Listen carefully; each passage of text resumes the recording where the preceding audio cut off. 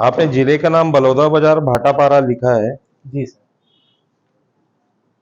तो ये क्या कंबाइन ऐसा नाम है आपके जिले का? सर असल में बलौदाबाजार भाटापारा जिले में बलौदाबाजार और भाटापारा दो प्रमुख नगर थे सर। तो जो जिले का नाम क्या आता है शासन स्तर पे? शासन स्तर पे बलौदाबाजार भाटापारा आते हैं सर। दोनों संयुक्त रूप से बोलते हैं? जी सर। पक्का? जी सर। यानी कलेक्टेट की अगर मैं वेबसाइट खोलूंगा तो उसमें बलौदाबाजार के साथ में भाटापारा भी आएगा? जी सर। अच्छा, भाटापारा इतना फेमस क्यों है? सर भाटापारा एक सर नगर पालिका है और मेन जो रेलवे से सर इस नाम से भाटापारा क्षेत्र का विकास ज़्यादा हुआ है सर। वहाँ पे सर इसके साथ साथ शासकीय कॉलेजेस की संख्या भी बलौदाबाजार जिले में सबसे ज़्यादा भाटापारे में ही है। अच्छा, भाटापारा में क्या राइस मिल है?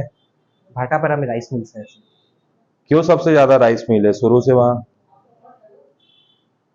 एक सर जो एरिया है वहाँ पे सर धान का उत्पादन सबसे ज़्यादा किया जाता है सर, हम्म। इवन भाटापारा एरिया के आसपास। तो उस हम्म। वजह से सर राइस मिल्स का वहाँ पे बिक्री केंद्र उत्पादन है।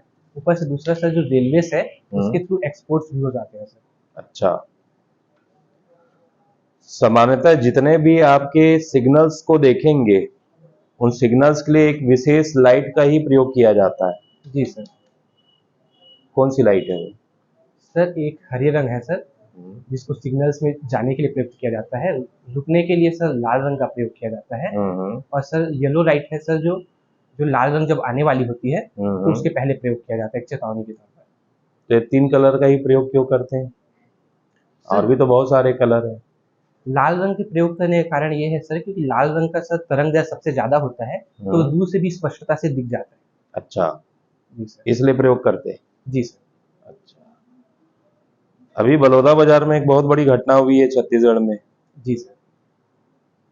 आपके अनुसार कहाँ गलती हुई है शासन स्तर पे? सर जहाँ तक मैंने समाचार पत्र में सुना है शासन को सर एक तरीके से जो भीड़ का अनुमान नहीं लगा पाया सर। 500 से 1000 की भीड़ का अनुमान था जबकि वहाँ 5000 से 6000 की भीड़ स्थापित आ गई थी सर। और जब भीड़ अनियंत्रित हुई सर और कलेक्टोरेट की ओर भीड़ ने जाना प्रारंभ कर दिया गया तो जो कलेक्टोरेट के अंदर जो लोग थे उन्हें बचाने का प्रथम प्रयास किया गया सर। कोस्टा समुदाय का छत्तीसगढ़ में क्या योगदान है? सर कोस्टा समुदाय का छत्तीसगढ़ में सबसे बड़ा योगदान है सर जो कोसा शिल्प है सर छत्तीसगढ़ का स्पेशली जो जांजगीर और चांपा एरिया में विकसित है उस पर कोस्टा समुदाय ने सबसे बड़ा योगदान दिया है। कोसा और रेशम में क्या अंतर है? कोसा जो है सर वो साल अर्जुन और साजा के वृक्षों से प्राप्त होता है। रेशम जो है सर वो सहतूत के वृक्षों से प्राप्त होता है। शहतूत के वृक्षों से। जी सर। तो छत्तीसगढ़ में कोसा के लिए सबसे बढ़िया सोर्स किसको माना जाता है, जो सबसे ज्यादा पाया जाता है? साल वृक्ष से सर अर्जुन से भी प्राप्त होता है सर। अच्छा, ठीक। कुछ ऐसी हैंडलूम की योजना है छत्तीसगढ़ की कोसा इन सब को लेकर के? आपके स्थानीय लोगों के द्वारा बनाए हुए प्रोडक्ट को सेलिंग करने के लिए विपणन को लेके कुछ योजना है क्या छत्तीसगढ़ शासन की? जी सर सी मार्ट योजना प्रारंभ की गई है जिसमें जो क्षेत्रीय स्तर के उत्पाद हैं उन्हें बिक्री केंद्र के माध्यम से बेचा जा रहा है सर। अच्छा, में आपने फिजिक्स में एमएससी किया है और फिर आपने बीएड किया है। तो बीएड तो आमतौर पे शिक्षक बनने की एक योग्यता है। आप शिक्षक ना बन के कैसे आप सिविल सेवा में आने का आप मन बना रहे हैं? सर मुझे शिक्षक जॉब भी पसंद है सर लेकिन जो सिविल जॉब में सर जो आपको लीडरशिप मिलती है डिसीजन मेकिंग मिलती है सर और एक तरीके से जो आप अपने काम करते हैं उसका एक डायरेक्ट इम्पैक्ट पड़ता है सर।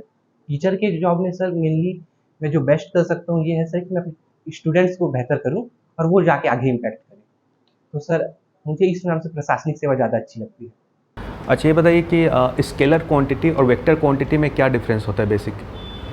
सर जो स्केलर क्वांटिटीज होती हैं जैसे मैं हिंदी में कहूँ सर अदिश राशियाँ जो होती हैं सर उनमें सर केवल परिमाण होते हैं सर दिशाएं नहीं होती। और जो सदिश राशि है सर उसमें दिशाएं होती हैं और परिमाण भी होता है। जैसे सर दूरी नापने में हम केवल परिमाण देखते हैं सर।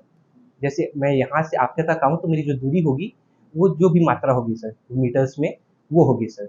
लेकिन जो विस्थापन है सर वो एक सदिश राशि है। अगर मैं यहाँ से आप तक चल कर आऊँ और वापस अपनी जगह में बैठ जाऊँ तो मेरा विस्थापन 0 होगा सर। प्रतीक जी, आपकी हॉबी है किताबें पढ़ना और डायरी लिखना, तो ये बताइए किताब पढ़ने के 2 फ़ायदे बताइए आप। मैम एक मुझे तो सबसे बड़ा फ़ायदा लगता है जो किताबें होती हैं मैम काफ़ी रिसर्च के बाद लिखी जाती हैं। कुछ किताबों को 10 से 12 साल के रिसर्च में भी लिखा जाता है। तो आपको वो ज्ञान मैम केवल कुछ हफ्तों में प्राप्त हो जाता है। दूसरा मैम, किताबें पढ़ने से एकाग्रता प्राप्त होती है।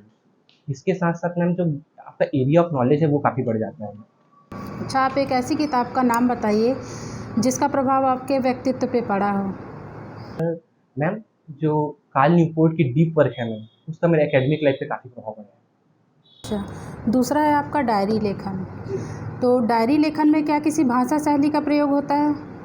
मैम, डायरी लेखन में आप जो भी भाषा में सहज हैं, उस भाषा शैली का प्रयोग कर सकते हैं आप। डायरी लेखन के क्या फ़ायदे हैं? मैम, आपको आपकी गलतियों का एहसास हो जाता है, तो आप जो गलतियों का दोहराव है वो नहीं हो पाता है। दूसरा है मैम, जो अपना ग्रोथ है वो आप एनालाइज कर सकते हैं कि आपने कितने समय में कितना ग्रोथ किया है मैम। इसके साथ साथ मैम, जो आपके मन में जो भी विचारे हैं, आप उनको बेहतर तरीके से अपने आप को समझ सकते हैं। चौथा, जो डायरी राइटिंग करते हुए मुझे एहसास हुआ है मैम, जो मेरे रिश्ते हैं वो काफ़ी बेहतर हुए हैं मैम, क्योंकि मैं अपने विचारों को बेहतर समझ पा रहा हूँ, इवन दूसरों के विचारों को पर भी मैं ध्यान दे पा रहा हूँ। अच्छा, आप डायरी की परिभाषा बताइए एक शब्द में। मैम, अपने दैनिक जीवन में होने वाले कार्यकलापों की एक सूची है मैम। बताइए, अभी बुकर अवार्ड किसको मिला है? अभी Booker award sir Paul lynch को मिला है सर। अच्छा, क्या है उनकी बुक का नाम? उनका बुक का नाम द परफेक्ट सॉन्ग है सर। इससे पहले भारत के कितने लोगों को बुकर अवार्ड मिला है? इसके पहले सर अरुंधति रॉय हैं सर, हम्म, उनको मिला है। हम्म, वी एस नायपॉल को मिला है सर। हम्म, अरविंद आडिल को मिली है। हम्म।